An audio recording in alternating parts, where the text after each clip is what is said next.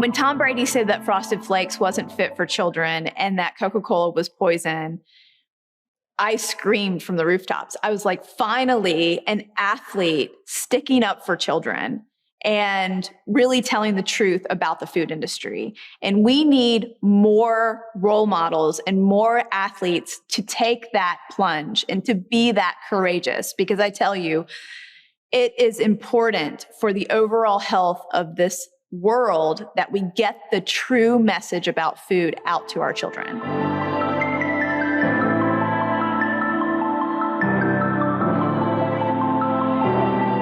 We've been hoodwinked about sugar. We've had companies who rely on sugar, like the big soda companies, paying scientists to say that saturated fat was making us unhealthy, causing heart disease, causing obesity, and not actual sugar. And so our eyes have been off the ball for many, many years, having a different villain, but really the villain has been sugar.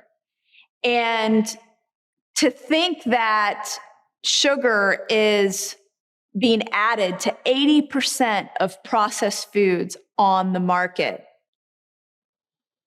and knowing that that sugar is directly related to diabetes, heart disease, obesity, autoimmune disorders, all sorts of diseases, we have an obligation to do something to educate the public about the dangers of sugar. And one way to educate the public to do that is through tax, just the way cigarettes are taxed and the way alcohol is taxed. I think it makes sense to do that, but I think something grander needs to be done than just a tax.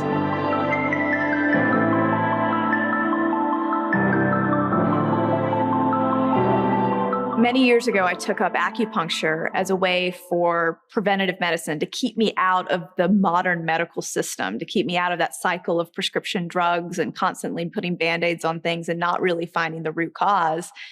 And one of the things that I learned from my acupuncturist is that all disease stems from the gut.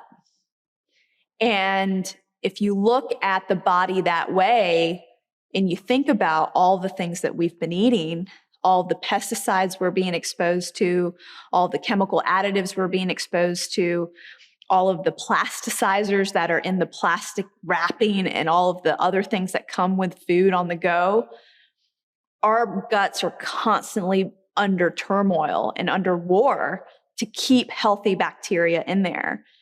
When we're eating wheat that has been pre-harvested with glyphosate, a chemical that is shown to create little tiny holes in your gut and leak out good bacteria.